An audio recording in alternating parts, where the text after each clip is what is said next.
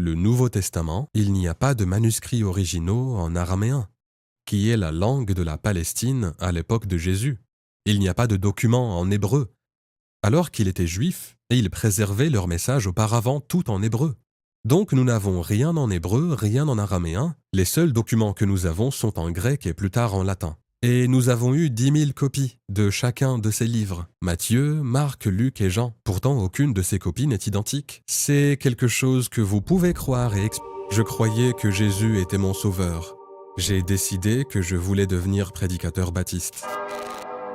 J'ai essayé de convertir mon ami musulman pour qu'il devienne chrétien. Alors j'ai simplement lu ce que Jésus a dit et il a dit « Le Père est plus grand que moi ». Sur la croix, « Mon Dieu, pourquoi m'as-tu abandonné ?» Tout cela criait « Je ne suis pas Dieu ». Je ne suis pas Dieu. La Bible m'a ordonné de suivre le prophète Mohammed. Et je rentre chez moi, je dis « Je veux te dire quelque chose. Je vais devenir musulman. » Et son visage « Salut !» Ah, quoi ?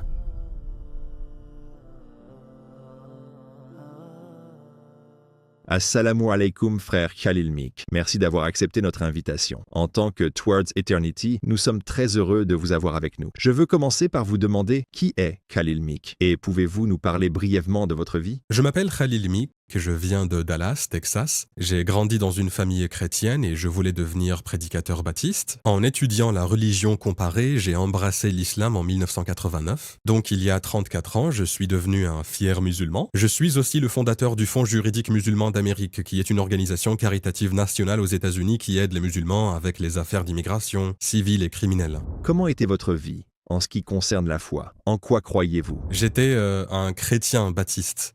Je croyais que Jésus était mon sauveur et tout ce qui allait avec cela.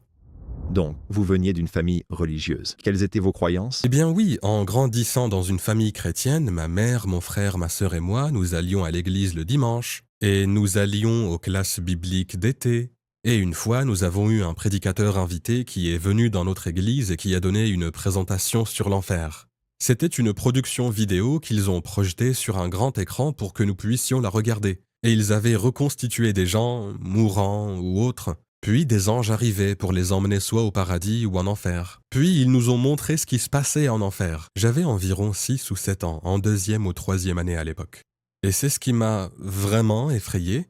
Donc je suis devenu chrétien cette nuit-là, et puis je suis allé dans mon voisinage pour inviter tous les enfants du quartier et leurs familles à venir le lendemain pour le revoir, vous savez. J'ai fait ça, donc c'était très émotionnel. Et puis, en grandissant, c'est devenu une tradition du dimanche. Puis, quand je suis allé à l'université, je n'ai pas pratiqué ma foi à l'université. Ma mère biologique est décédée dans un accident de voiture quand j'avais 1 an et demi. Suite à son décès, mon père a reçu une indemnité de l'assurance. Et les enfants, moi-même, avons tous reçu une indemnité d'assurance. Cela est resté dans une épargne, vous savez, croissante, jusqu'à ce que j'atteigne l'âge de 18 ans. Et puis, cet argent m'a été donné en une seule fois. Donc à 18 ans, j'ai eu l'argent, j'ai eu la liberté, et j'ai beaucoup fait la fête à l'université.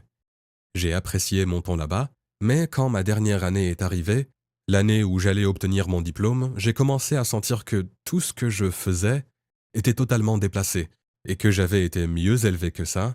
Alors j'ai décidé que, vous savez, c'était comme une épiphanie, que je devais revenir à mon héritage religieux. En même temps, j'ai décidé que je voulais devenir prédicateur baptiste. Donc j'ai terminé mon diplôme et j'ai planifié en conséquence. Alors, comment a commencé votre voyage vers l'islam? Pouvez-vous nous emmener à cette époque?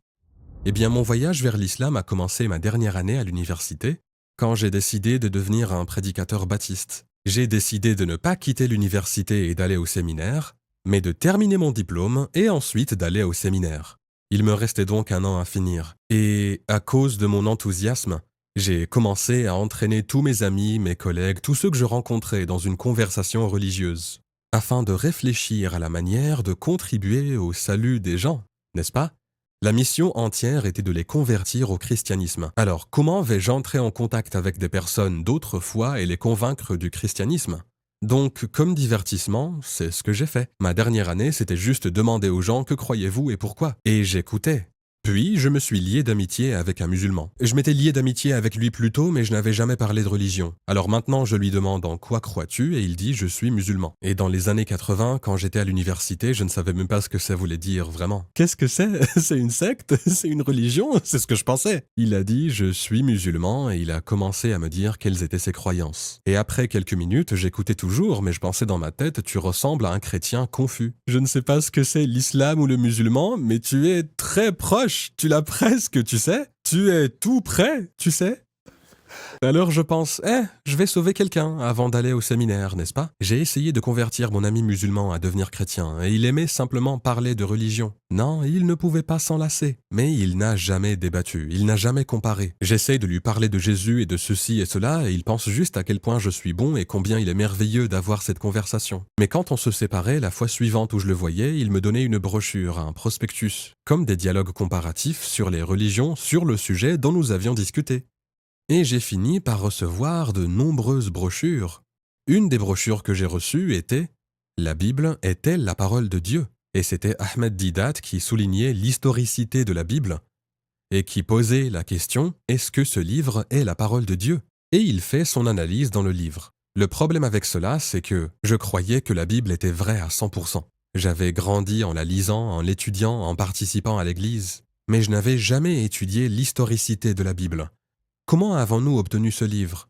Il y a des noms sur chaque chapitre, alors je suppose juste que ces individus l'ont écrit et qu'ils l'ont assemblé dans un livre, n'est-ce pas? Donc ce sont juste des gens dans le passé, inspirés par Dieu pour écrire ce qu'ils ont écrit. Mais j'ai dit, ça ne suffit pas pour prouver quoi que ce soit. Donc, je dois apprendre l'historicité de la Bible pour prouver son autorité à un sceptique ou n'importe qui. Je me suis dit, je vais me consacrer à cela. Alors maintenant, au lieu de me divertir avec des « en quoi croyez-vous et pourquoi », je me suis plongé dans l'historicité de la Bible pour pouvoir l'expliquer à quelqu'un d'autre. Dans ce processus, j'ai commencé avec une conviction de 100%. Puis j'ai commencé à apprendre comment nous avons eu la Bible. Lorsque vous commencez à examiner comment nous savons ce que Moïse, ce que Jésus, ce que les prophètes ont dit, et qu'ensuite vous regardez les copies ou les documents historiques, eh bien, à ma grande surprise, le Nouveau Testament, il n'y a pas de manuscrits originaux en araméen, qui est la langue de la Palestine à l'époque de Jésus. Il n'y a pas de documents en hébreu, alors qu'il était juif et il préservait leur message auparavant tout en hébreu. Donc nous n'avons rien en hébreu, rien en araméen, les seuls documents que nous avons sont en grec et plus tard en latin. Et nous avons eu 10 000 copies de chacun de ces livres. Matthieu, Marc, Luc et Jean. Pourtant, aucune de ces copies n'est identique. C'est quelque chose que vous pouvez croire et expliquer, mais ce n'était pas une preuve très forte, à mon avis, certains peuvent. Cependant, vous apprenez quand vous continuez à étudier cela qu'il y avait d'autres livres tout aussi vieux, tout aussi apparemment authentiques, qui n'ont pas été inclus dans la Bible. En fait, il y a la Bible catholique et la Bible protestante, qui sont différentes. En d'autres termes, 2000 ans de croyances chrétiennes. Et il y a des auteurs dans la Bible qui sont encore inconnus. Et tandis que j'apprends l'historicité de la Bible, pour pouvoir convaincre les autres de son autorité, je commence à avoir des inquiétudes. J'apprends ce que je ne savais pas. Et passant de la certitude, je suis devenu plus sceptique au fur et à mesure que j'apprenais. Ce processus a continué jusqu'à ce que j'arrive à un point où j'étais contrarié que cela ne s'améliore pas. Et plus je progressais, plus ça empirait. Dans un esprit de revanche, je demande à mon ami musulman. Je lui demande, parle-moi du Coran. Quelle est son historicité? Alors il apporte un livre qui contient la sira du prophète. C'était juste le contexte historique du Coran. Très simple. Towards Eternity a besoin de votre soutien. Nous sommes une organisation à but non lucratif qui a pour but de diffuser le message de l'islam au monde entier dans 10 langues différentes. Avec votre soutien, vous pourrez aider des gens à se convertir à l'islam, délaisser le haram, commencer à prier, à mettre le hijab, à apprendre à lire le Coran et ainsi de suite, pour que vous puissiez obtenir la récompense de toutes ces bonnes œuvres, Inch'Allah. Donnez à Towards Eternity et ne ratez pas cette occasion en or.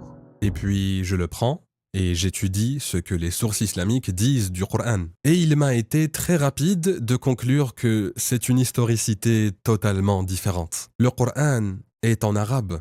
C'est dans la langue du prophète.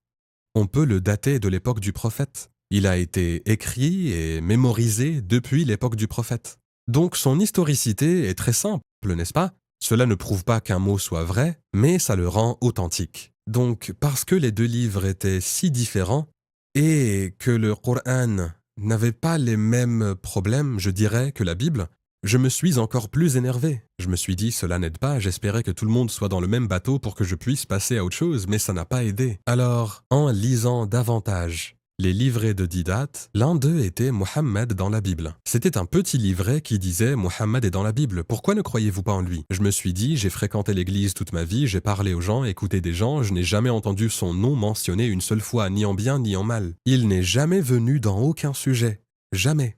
Je ne le vois nulle part dans cette Bible, alors maintenant je suis compétitif dans les débats avec Didat, ses livres. Il m'a mis au défi. Alors si vous voulez qu'un chrétien prouve que Jésus est bien celui qu'ils disent être, ils se réfèrent à l'Ancien Testament et diront « Hey, il est mentionné ici, il y aura un prophète qui fera cela, il vient de cette région, il fait ceci, il fait cela. » Je veux dire, et il correspond parfaitement, n'est-ce pas? Alors comment pouvez-vous le rejeter? Mais il n'est jamais mentionné Jésus dans l'Ancien Testament. Il n'y a pas de Jésus mentionné par son nom. Et chaque fois que je comparais les deux, je me retrouvais plus favorable à l'explication de Didat qu'à l'explication chrétienne. Cela devenait, à mon avis, de plus en plus concluant que la Bible, de la Genèse à l'Apocalypse, parle de ce prophète. Elle mentionne un prophète qui viendra de là où il est venu, ce qu'il a fait, comment. Tout ce qui est pertinent et la vie du prophète est dans la Bible. Donc j'ai trouvé cela très, d'une part, troublant, mais d'autre part, peut-être que c'était moi le musulman confus.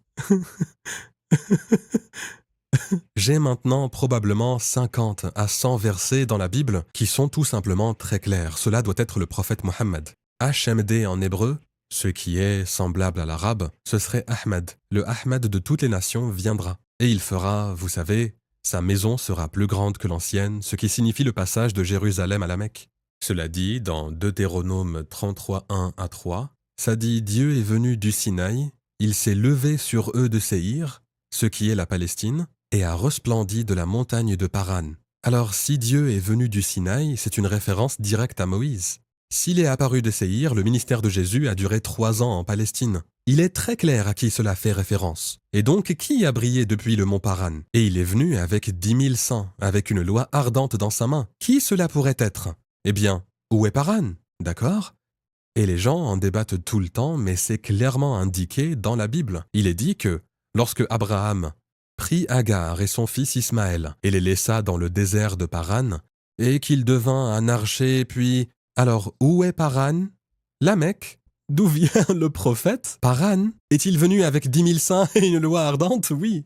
Le Coran dit qu'il connaissait Mohammed mieux qu'eux ou qu'il reconnaîtrait Mohammed plus facilement que leur propre fils. C'est parce que les révélations qui ont été révélées étaient si claires, si concises, si parfaites, qu'il aurait fallu les ignorer pour les rejeter. Alors, cela devenait une question de... Eh bien, encore... Jésus est tellement profondément présent dans le christianisme, il est la religion. Je veux dire, la religion tourne autour de lui et elle est dirigée à travers lui. Donc, en tant que chrétien, tu te dis, comment pourrais-je abandonner Jésus et faire quoi que ce soit d'autre? Cela n'a juste pas de sens, tu ne peux pas faire ça. Alors j'ai appris, eh bien, dans un autre livre que Didat a écrit, Jésus, un prophète de l'islam. Je me suis dit, non, ce n'est pas vrai, il est chrétien. Mais ensuite, quand tu comprends le point de vue des musulmans, nous sommes d'accord sur tout ce qu'il a fait, pas vrai? C'est sa vie, ses miracles, sa naissance, tout est correct. Mais nous ne pensons pas qu'il soit Dieu. Alors, est-il Dieu ou n'est-il pas Dieu? Lorsqu'il est arrivé à cette question, eh bien, d'accord, maintenant c'est très clair. Ces deux religions sont presque identiques, excepté pour le salut. Comment atteindre le paradis? Est-ce en croyant que Jésus est Dieu et qu'il est mort pour tes péchés, qu'il a payé le prix et tu vas au paradis? Ou est-ce comme chez les musulmans, croire en un seul Dieu et que le tawhid est ton salut? Alors j'ai juste lu ce que Jésus a dit. Dans la Bible, il est écrit « Le Père est plus grand que moi ». Moi, Jésus, de ma propre volonté, je ne fais rien. Pourquoi m'appelles-tu bon? Il n'y a de bon que le Père. Donc, je lis Jésus qui semble le nier encore et encore et encore. Pourquoi ferait-il ça? N'est-ce pas? Comment cela arriverait-il? Maintenant, les apologistes disent que ce n'était pas encore le temps de se révéler. Mais, de toute évidence, on lui a posé la question plusieurs fois. « Qui es-tu? Pourquoi es-tu ici ?» Et il leur répondait « Tu sais, prophète n'a rien à voir avec mon Père, et tu sais, il nous a appris à prier, notre Père qui est aux cieux, et puis sur la croix, mon Dieu, pourquoi m'as-tu abandonné ?» Tout cela criait « Je ne suis pas Dieu. » N'est-ce pas? Et sans aucune apologétique théologique, C'est direct non, je ne suis pas. Alors je me dis, d'accord, je suis finalement convaincu que la Bible me demandait de suivre le prophète Mohammed. Donc je suis allé à une mosquée à Denton où j'allais à l'école et je suis arrivé, maintenant j'avais toute cette révélation en moi. Personne d'autre que moi ne sait ce qui se passe dans ma tête. Mais j'ai décidé que je voulais devenir musulman. Je ne suis même pas allé voir mon ami pour lui dire. Je suis juste allé à la mosquée, j'ai trouvé une mosquée à Denton et j'ai essayé d'ouvrir la porte, elle était verrouillée. Comment avez-vous fait votre shahada? Donc oui, je suis au masjid, c'est fermé. Alors je me suis assis sur le trottoir en pensant, tu sais, que vais-je faire, attendre que quelqu'un arrive ou bien partir? Je débattais dans ma tête. Je n'étais pas là plus de 5-10 minutes au maximum. Une voiture arrive, n'est-ce pas? Alors je me suis dit, ah bien, quelqu'un est là. Il sort de sa voiture et marche vers moi et il dit, puis-je vous aider? Et j'ai dit, oui, je suis ici car je veux devenir musulman. Et il ouvre la porte et c'était l'heure de la prière. Il m'invite à entrer, ils sont très excités, ils disent, tu sais ça et ça. Et je suis comme, je ne connais pas les piliers de l'islam, les articles de la foi. Je sais juste que ce que je comprends de ces deux religions, c'est qu'elles sont identiques sauf pour le salut. Soit la Trinité, soit le Tawhid. Je suis convaincu que le Tawhid est juste, donc je suis là, je veux devenir musulman. Après avoir fait ma shahada. Ensuite, j'ai fait ma shahada, ils m'ont laissé partir avec un livre appelé Le Halal et le Haram, une version anglaise de celui-ci. Donc, c'est une histoire intéressante. J'avais ma femme, maintenant depuis 34 ans, à l'université, et nous n'étions pas mariés. Nous attendions que je termine mes études pour nous marier. Mais cela faisait 3 ans que nous étions ensemble. Nous étions fiancés, nous avions une date de mariage prévue. Je faisais toutes ces recherches mentales. Elle pensait que j'allais devenir prédicateur baptiste, et j'avais décidé que je voulais devenir musulman, tu vois. Mais je n'en parlais pas aux gens. Je faisais ça intérieurement tout ce temps. Donc quand je suis allé à la mosquée, que j'ai fait la shahada et que je suis rentré chez moi, j'ai dit je veux te dire quelque chose. Elle a dit quoi? Je vais devenir musulman. J'ai dit la shahada, je suis devenu musulman. Et son visage, elle m'a regardé, je veux dire de salut à quoi? Qu'est-ce que tu as fait? J'ai dit, je suis devenu musulman. Elle a dit, pourquoi tu as fait ça? Et elle a commencé à crier et à se fâcher. Et elle dit, je ne sais pas d'où ça vient, je ne vais pas. Et elle a commencé à dresser une liste des choses qu'elle ne ferait jamais. J'ai dit, calme-toi. Sois juste heureuse pour moi, je me fiche de ce que tu fais. Tu vois?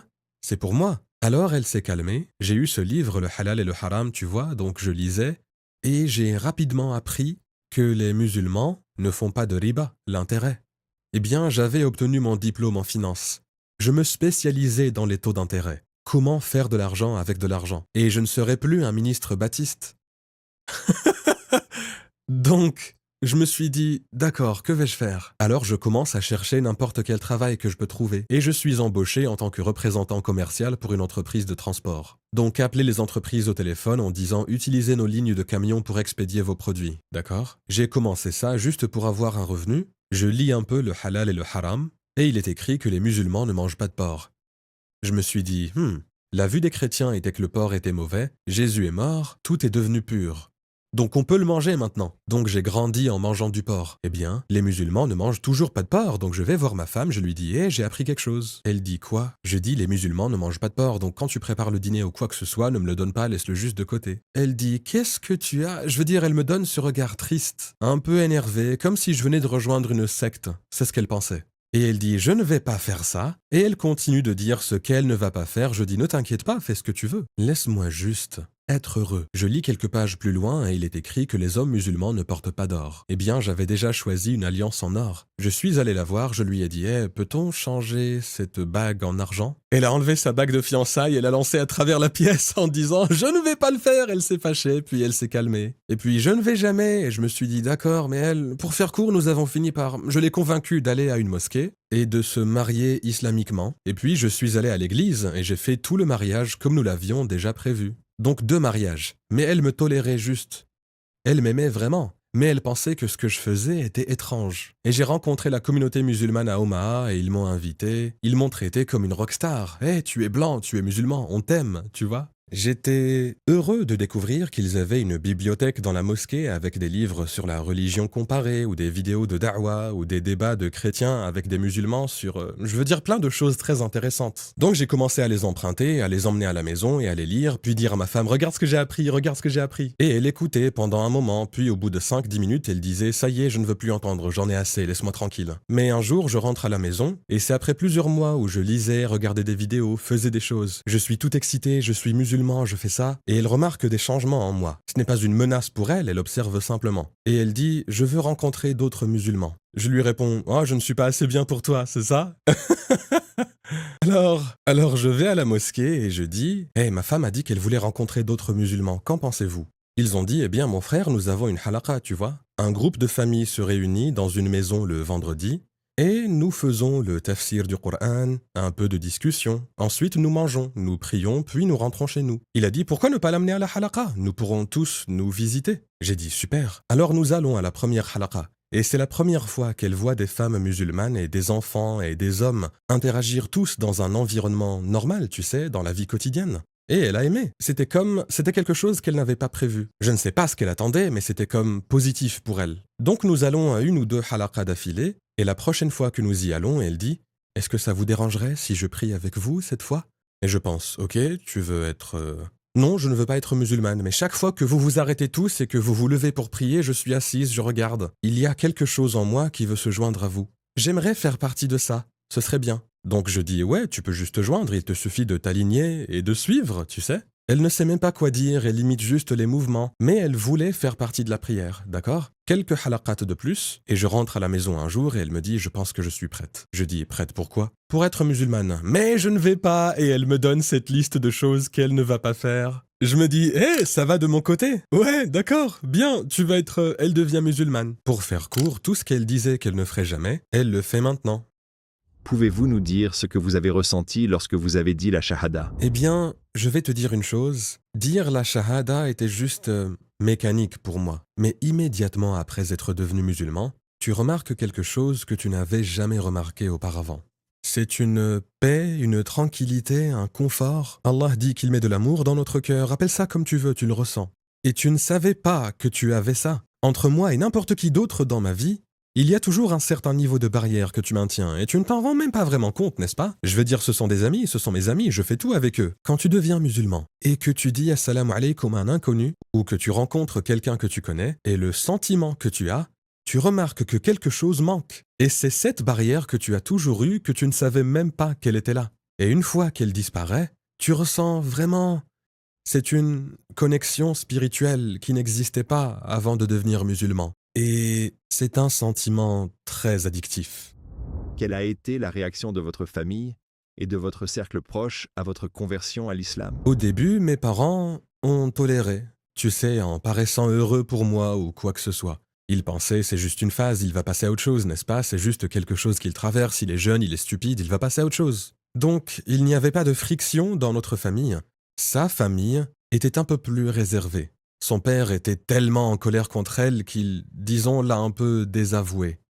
Mais elle était mariée et elle n'avait pas besoin de lui, tu sais, à part pour être un père. Donc ils n'ont pas parlé pendant 10 ans.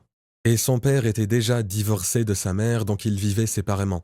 Sa mère était, tu sais, si tu es heureuse, je suis heureuse. Mais sa mère était très mal à l'aise de sortir en public avec ma femme quand elle a commencé à se couvrir. Donc quand elle se couvrait, elle demandait « Tu peux l'enlever quand tu es avec moi, n'est-ce pas ?»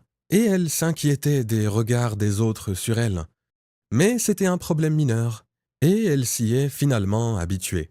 Et son père a finalement accepté non seulement la situation, mais est devenu ami avec elle. Puis, dans sa vieillesse, il a emménagé chez nous. Nous nous sommes occupés de lui jusqu'à sa mort. Leur relation s'est terminée sur une note très positive. C'était un peu gênant au début, mais j'ai entendu des histoires horribles, donc j'ai eu de la chance. Nous avons eu de la chance. En ce qui concerne le prophète, sallallahu alayhi wa sallam, qu'est-ce qui vous a le plus impressionné chez lui? Ce que tu aimes chez le prophète, c'est qu'il a traité chaque problème auquel nous sommes confrontés aujourd'hui, que ce soit les médias, ou les abus, ou la violence, ou la rhétorique avec sa propre famille, sa propre communauté. Nous avons des super-héros dans la tradition américaine, n'est-ce pas? Tous les super-héros que tu peux imaginer. Eh bien, la raison pour laquelle nous avons des super-héros, c'est que les gens voient les limites de chacun, n'est-ce pas? Et aucun de nous n'a ces qualités de super-héros. Donc si nous ne pouvons pas résoudre des problèmes, nous aurions un super-héros qui interviendrait et remettrait les choses en ordre. Eh bien, quand tu comprends qu'un homme dans un désert a reçu une révélation à une époque d'ignorance extrême et de violence et de tout ce que tu peux imaginer, et comment cela a résonné d'une seule personne à travers le monde entier en si peu de temps, un super-héros qui sait comment provoquer le changement par lui-même, ses compagnons, par les suiveurs, c'est plus inspirant qu'un personnage mythique ou fictif. Donc tu remplaces un peu tes héros par de vraies personnes. Enfin, il y a quelqu'un dans le public, parmi ceux qui nous regardent maintenant, qui est attiré par l'islam, mais qui a peur de la réaction de ses proches ou de son cercle intime. Que voudriez-vous dire à cette personne? Puis-je lire ma réponse? J'y ai réfléchi une seconde, et je ne les aiderai pas le jour du jugement. Lorsque tu te tiens seul face à ton Seigneur ou à ton Créateur, la croyance est une décision personnelle que chacun doit prendre. Tu dois répondre à la question « Pourquoi suis-je ici? Où vais-je? Que dois-je faire ?» Personne n'est chargé de ta responsabilité, ni ne participera à ton succès. Une forte conviction dans la foi surmontera tous les obstacles, barrières ou réactions. Une fois que tu connectes ta tête et ton cœur, tu trouveras une paix inébranlable et une force inébranlable. Donc si tu t'inquiètes des réactions des autres, ne le sois pas. Agis avec sincérité, conviction et fais confiance à Dieu. Il sera là à chaque étape du chemin. Il l'est déjà.